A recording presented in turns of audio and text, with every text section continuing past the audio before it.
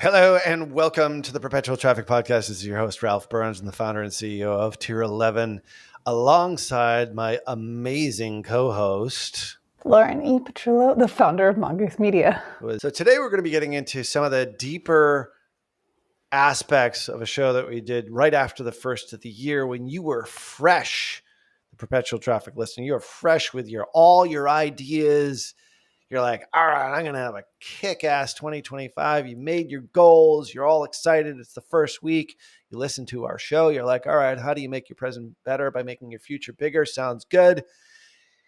This 10X is easier than 2X book. Seems pretty cool. Maybe I'll get that over on Amazon. You're rolling. So you put together your 10X goals, and then you tell your team. Oof. And your team says, are you crazy? And here's what happens next. There's a part to the book where I think Dan Sullivan talks about sort of the levels that a human being goes through. And he talks about these 4 C's, the 4 C's formula. And if you Google 4 C's, it's taken him like 15 years to figure out like what the actual 4 C's are. But when it comes to setting a 10X goal, like we mentioned in that episode, and how important that is, because the big part of that I came out with is that you make your present better by making your future bigger. And I love that phrase, that turn of phrase by Dan Sullivan, who I think is really brilliant. And because it has energized me. And when I tell people about our 10X goal, and when I espouse this methodology to like our clients or other people that I'm speaking with, or like my peer group, they all kind of look at me with that hairy eyeball, like that's crazy. And I can't do that because it's too big. And that's precisely the reason to do it. So today we're going to get into that a little bit more and how to kind of take step 2 after listening to that initial show. And we'll obviously leave that in the show notes over at perpetualtraffic.com in order to get you to the point where you are very confident, to the point where you reached ultimate confidence, which is sort of the last of the 4 C's, which we'll talk about here in just a second. Make sense so far? I'm here with you. You're here with me? I see what you're saying. I see what you're saying. I love that. So one of the things that we had mentioned in that show is that seemingly impossible goals eliminate merely incremental gains. So when you set a 10X goal, you're not just wanting to increase your sales by, let's say, 10%, for example. Because if you wanted to increase by 2X or by 10% or by 20% this year, there's probably hundreds of ways in which you could do that. And breaking away from that, like you don't know which one of those. Let's say there's 50 different solutions. So if you're a business, you're like, I could up my paid traffic. I could work on my SEO. I could start doing email. I could, figure out that SMS thing. I could create a chat bot. I could add a marketing team and start doing content marketing. I could start posting on LinkedIn every morning and write a long diatribe, or I could go on Facebook or Instagram, or like, hold on, or I could verticalize into some other niche, and I could do this, I could do that, and I could do all these other things. The point is like there's hundreds of different opportunities. There are hundreds of different choices if you're looking for an incremental gain. And one of the things that Sullivan talks about is that this eliminates that. That narrows down your choices, because if you're going to truly choose to go 10X, it's not because you have a better social media strategy. Now, that might be a part of it as a general rule, but it forces you to think differently. And he brings this up in the book where this guy, Alan Bernard, who is one of these high thinking intellectuals. And he says at Joe Polish's 10X, like Genius Network, scratch that, not 10X, at Joe Polish's Genius Network, who I've been a part of. I've spoken there on a number of occasions. Great group. He actually has this example in there because I think the strategic coach and Genius Group are really pretty close when it comes to like their methodologies. And Joe Polish posed this question, which is, okay, if I wanted to increase profits by 10%, how would I do it? And Alan Bernard, who is an intellectual, said, that's actually really a bad question because of precisely what I said before. There's 1,000 things I could do to get 10x better. But if you want a 10x goal, there might be one or two things that you could do, maybe only one. And that forces you to think differently with this. And impossible goals make you consider very few solutions. And it's not something probably that you're doing right now. It's something that you haven't thought of. So a big goal, it helps you identify, it forces you to identify very few solutions to make that change. Whereas smaller goals, you're not really sure which one of the multiple options you have to get you to that goal. So therefore, 10x is easier in theory and in practice than 2x. How does that strike you? Examples that you maybe used, or maybe things that, when you were reading this book, what you thought of when you heard all of that? Well, I know when I was reading this book, a lot of examples that they brought through were, in order to get to 10x, you have to radically change what you are personally working on. And the piece that was easier was the delegation side. So if there's something that you're better at, removing the 80% frustration and delegating it to an assistant or hiring someone, the who, not how, was really relevant for me as I was listening to this book. But it also brought up, like an example you and I talked about briefly. There's a film called The Thief and the Cobbler, which was this film that was worked on for decades. And it was all about quality over quantity. That's referenced in the book so much, that if you're going to go for 10x, you have to go for quality, whereas a lot of us will go for quantity early on because quantity is easier. Right. And they talked about so much in the book how you have to give up and walk away from the stuff that doesn't align, that doesn't fit the standard of where you want to be with 10x. So while I was going through the book, I was personally thinking of our leaps that we've made at Mongoose Media and the who's that contributed to those leaps, and the how that happened most of the time was getting myself out of the way. Yep. And the example of The Thief and the Cobbler, this film that was done, I think it was like Richard Williams, who had been working on it for decades. It was potentially going to be that 10x in animation and in film, but was an example where the people around them didn't see the vision and wanted the 2x only. Thus, a Aladdin-esque knockoff film was ultimately produced in the end, nowhere near what the actual idea of what the film would be came about. But yeah, the book makes you question yourself and decisions you've made at a very, very clear mirror. You're like, okay, looking back at that, how would I have done it differently? It's super enlightening. I've really enjoyed the book. Yeah. So that's a great example of somebody coming with a 10x goal, and then the peer group or the group or the organization, or maybe his coworkers or whatever it is, whoever he collaborates on that particular type of I assume was it a screenplay, or was it a book, or was it sort of a combination of the two? So he wrote a script and then was designing, and he was using an animation style that was outdated. Like, technology had advanced during these decades of production, and he would work with different studios and different networks to continue funding of this project. Granted, he was over budget and over deadline every time. So it was a difficult relationship for studios to work with. But what he was creating and everything that he had worked on has now developed such a cult following that people are like, we want to see what the 10x was, because there were innovations he made, because decisions he had to force himself. He was like, knowing where he wanted to go and where he wanted to get, he made decisions that most people that are going for 2x or incrementality growth wouldn't make the same decisions, but he was doing it based off of the vision, the long-term projection. And because of that, because people know what he was working on, there's this like desperate desire for people to find where the film would have gone. Yeah. Like, he had created, like, they're like frames per second. He was matching the number of frames per second that are real action film was doing, which was like 4 times more expensive, more time consuming than anything had ever been done to that point. Yeah. So I think to inspire people on your team in order to get to this point, I think you also have to, there is a leap of faith here.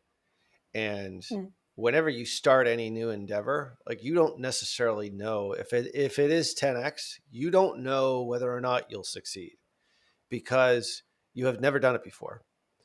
So you don't have what Dan Kennedy, and we'll sort of mix and match these a bit. And it's something that he calls the 4 C's formula. And in the book, he kind of messes around with which is first and which is second, which is third, which is fourth. So we'll sort of put it in order here to a certain degree. If you have done this 10x thing before, you have the confidence. The problem is that you've never done the 10x thing before. So you don't have the confidence. But Yeah. what you do have when you make that 10x goal, you have the commitment. So I look back, it's been 15 years now since I've been an entrepreneur. Today is actually the anniversary of my Independence Day when I was fired from the corporate world for the very last time. And I wallowed around for 3-4 years trying to figure out what I wanted to do, ultimately creating an agency about 10 years ago. The point is like that was my, thank you. So that was like one of my more recent 10x jumps because I had no idea. That was always something when I was working in the corporate world. I was like, I wonder if I can actually make it as an entrepreneur. I wonder if if I have the smarts to create a business out of nothing. And back then, 15 years ago, there was no such thing as virtual companies. Like, I think there was like one other software company that did it. Like, nobody did it in the service-based business. Everyone said it can't be done. I had a lot of 2X thinkers that were sort of getting in my way. I was like, no. I sort of see this thing called Facebook. This really about 10 years ago. I'm like, I'm going to build an agency around this thing. And people are like, you're crazy. Like, it's nothing. It's a social network. How could that ever really work? But I knew that there was things that were there, but I didn't necessarily have the confidence in being able to do it. What I did have is the commitment because I was like, I have to do this. It was my wife told me, and I said this to you in the pre-record, it's like I needed to pay the healthcare insurance, which was $1,800 a month. I was like, that was my main goal when I started this business, is just to pay the health insurance. So I was committed. I was committed not to go back to the corporate world. I burned the boats, burned a lot of bridges, and I was committed fully to this new thing. So this is like one of the 10X process, just from a personal standpoint. So in the book, Dan talks about commitment and how important it is because it's a foundation of the whole 10X process. And it requires this desire for transformation and willingness to sort of shed your old identity, shed the person that you used to be, and embrace the new person who's about to commit to this journey. And you don't even know where it's going to end up. And the next part to that is, I think the most important part is once you're committed, you show this commitment, then the big thing is having courage to be able to step into it. And that's the hard part, is that I think there were 1,000 times I wanted to quit, but I kept going. It's like when I first learned to play guitar when I was 13. It's like I wanted to quit like 1,000 times in the first like 3 months, but I kept going. That was another 10X leap. So it's like he keeps saying, it's like, even though what you want to do right now, you've never done it before, think back to periods of time in your life where you actually did do 10X. And that then gives you a slight degree of confidence. He goes all the way back to reading, like when we were like, little kids, like 3-4 years old. You probably were reading when you were 2. I think I read when I was like 4. But anyway, the point was, like, you'd never read before. Like, this is a whole thing. Like, that was one of your first 10X leaps, first time you walked. It's like, if you really want to go back to basic stuff. So he says that should give you the confidence, at least initially, that you can achieve things that seem impossible. And not necessarily for the task at hand right now, but because you've done it before in a variety of different capacities. Does that make sense? Yeah, I like how he had brought in examples of the non-business leaps, because in the book, well, it's predominantly focused on how you grow and scale your Right. businesses to stratospheric success. He brought in examples of the personal side and the importance of like, you don't want to limit your growth only in one area, but like with your guitar playing skills, with your language skills, with your interpersonal relationship skills, all of that matters because who doesn't want 10x growth in all aspects of their life? So all of it makes sense. I think one thing I would add to it is the piece of the courage. Like, I'm grateful you're sharing the moments of when you wanted to quit, because he had talked about when you have the confidence, you're excited because you already have it, whether you're borrowing it from a pre-existing use case of yours or because you've already stacked your team with people who are doing it. Like you, Ralph, have incredible talent on your team who have grown huge brands. Like you have people that have been doing stuff that we want to do but don't have the experience. So you've got the confidence with your who's. But the piece I really enjoyed about the courage was courage doesn't always feel good. I don't think it ever really feels good. You know, I mean, the aftermath feels good. but that's the I think confidence. at least, that's the yeah. like when you Okay. have courage to do that, like you doing stand up. Oh my gosh. Like that's a 10x leap. Like to get up. Oh, for sure. Oh, 100%. So like in the book, he talks about using those examples. Like you want to make $1 million this year, or you want to do like things you've never done. I want a million cash. Million cash. Like that's your thing. Yeah. Us is 10x, Yes. Our valuation this year.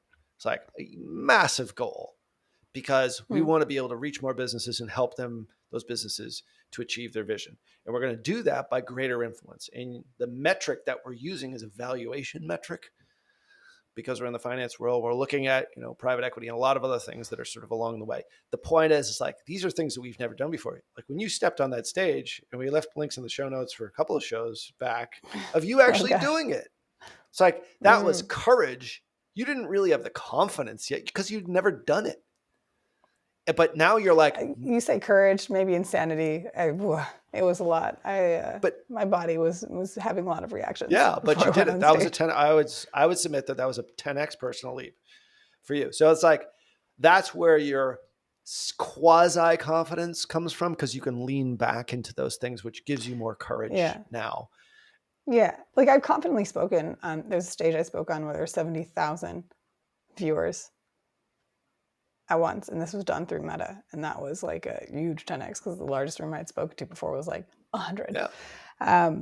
So yeah, leaning in on like other areas helped provide squonfidence. Is that what you're saying? Squonfidence. It was like a fake level of confidence to like psych me out before I had to like suck up the pain of the courage of like, I'm going to get through this.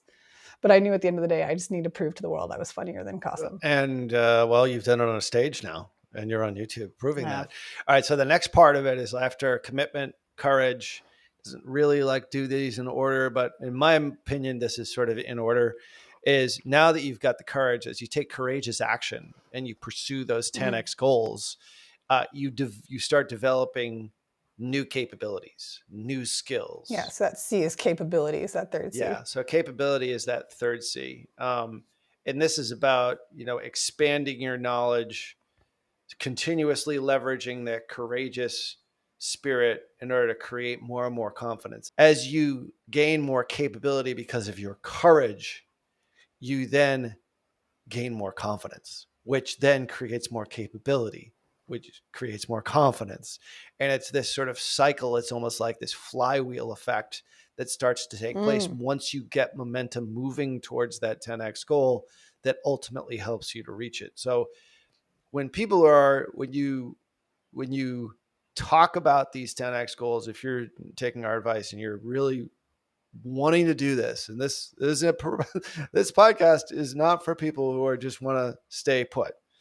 Like if you are not growing, you're going backwards, in my opinion. Yeah. Like, well, I would almost argue if you're not growing at least 12% year over year. I didn't come up with the statistic. I don't remember where I had read it, but it was like economically standardized that if you're not growing 12%, you're going backwards. I would 100%. That's the minimum. Yeah. Nothing hurt. 112%. 112%. Yeah. I would say, personally, I think you have to sort of look at yourself and think. I was talking to one of my friends about this past weekend. Like, he comes across as just like a happy-go-lucky, nothing really bothers him. But I know internally, like, he's got this burning desire to Mm. succeed, drive forward, provide for his family, Yeah. reach the next levels of success. He's in the corporate world. He's like a, VP of whatever he is. He's like reached higher levels and he's constantly pushing forward. He's like, why am I so stressed out? Because like, I know who you are. You are this person that underneath this veneer of, just easygoing, relaxed, laid back nature, like you're this killer underneath. And that's, I mean, if you are that way, you don't know any other way than to set sort of 10x goals or at least shoot towards Mm. those bigger goals. But the beauty of this is that, you know, and when he says, make your present better by making your future bigger, I'm a big believer in that, because once you start to gain the confidence, you have the courage, your present becomes better. Like, you feel better about yourself. You shed the last person that you were. You're no longer that person that you were Mm. before. And as you demonstrate capabilities and achieve your milestones in that 10x goal, your confidence continues to grow. And that makes you a better human, in my opinion, as long as you don't go all the way over to the point where you're like, a cocky SOB. Yeah. Well, I mean, there's going to layer that in some capacity, because ego is just always there to creep up from behind. Yeah. But I think there's also the underlying foundation that matters of why you want the 10x growth and what are you going to do with that 10x growth. I mean, for me personally, I don't know how much we've ever talked about it here, but my ultimate goal is to help create an entrepreneurial library in the JDCs in the United States. The juvenile detention centers are stocked with old books and outdated educational programs that don't necessarily create jobs that these kids have the capabilities for. So something near and dear to me is that I would like to install a Linda-like learning system in the juvenile detention centers so that individuals can succeed in their entrepreneurial skills, their marketing skills, their sales skills in legal pathways after getting out of prison, Yeah. so that they don't have to assume their record is their resume and they're reliant on a job at Walmart or a job at a gas station, which are great jobs in and of it themselves, but there's so much talent and potential that those children don't have resources to test those markets to. So like, that's why I want the money. Yeah. That's where That's I your want to put personal it. why. So I know that's my personal why. Now, like, is that $1 million a 10x goal? No, it's a big goal, but the 10x for me is where I want my company to be, so that we can develop something that's a nationwide rollout supporting thousands and thousands of incarcerated youth. Amazing. Yeah. I mean, I think everyone, I mean, if you don't have sort of your own personal why, like this is a Simon Sinek thing, sort of the golden circle, the why, the how, and the what. The 10X is kind of the how, driving towards the why. So from a business standpoint, we want to help all businesses achieve their vision as their organizations. When we do that, we achieve our vision as an organization. But what that creates is, for me, is wealth within the organization, but also wealth for the people that we're serving, and also wealth for the people that they are serving in a greater degree, whether that's emotional or, monetary or business, depends on the individual situation. But my personal why is, like, I want to eliminate Alzheimer's and dementia. I have constantly been, and I've never said this on the show, like, my mother is actually suffering from it right now. My dad died of it, and it's in the genes, so it's personal. And Mm-hmm. we have donated a tremendous amount through Tier 11 through the past 5 years for those ends. And there's so much work that needs to get done. And it's not like just writing checks, it's getting involved in it. I have a medical background. Yeah. I understand like the huge challenge it is. I also understand like those diseases aren't money makers for the pharmaceutical world. So the pharmaceutical world Nope. backs off on a lot of them because it's not a chronic treatment. It's something that happens and then it's almost too late. And it's hard to really diagnose. It's one of those really challenging things. We also have a lot of investments in the cancer realm, just as a company. But the point is that's sort of a personal why for me. aside from sort of the business why. So if you can sort of figure that stuff out, a lot of this stuff flows back. Like, why are you doing 10X? Are you doing 10X just to do it so you can drive a Lamborghini and you can like live in a mansion somewhere? I mean, which is okay. It's okay because Like, he says in the book, it's what you want, not what you need. Right. Like that was for me one of the most important aspects 100%. because when you're saying I need something, it's coming from a scarcity mindset where you're like, I want something. It's from a place of abundance. So even if it's like, because I want a Lamborghini, if that's what you want, okay. great. And live it, own it. Like build your want list. I think one of the examples he said someone wrote every single day what they wanted. And almost over the course of 9,000 days, I think they missed 12 times, they became like a professional wantist almost. Yeah. So it's like, what are you committing to wanting? Ideally, your why is awesome and helps the world a better place. But if your want is a Lamborghini, that's okay too. Do you, baby boo? That's okay. To each his own. So suffice to say, we like this book an awful lot. And 10X is easier than 2X, written by Benjamin Hardy, Dr. Benjamin Hardy, and Dan Sullivan. Highly recommend it. We'll leave links in the show notes. I'm not even going to put an affiliate link in there because it doesn't really matter. Like, just go get it, for crying out loud. Get the Audible version. I got it from the library. Yeah, get it from the library. I use Libby. Yeah, it's awesome. Like you use in the library is so clutch.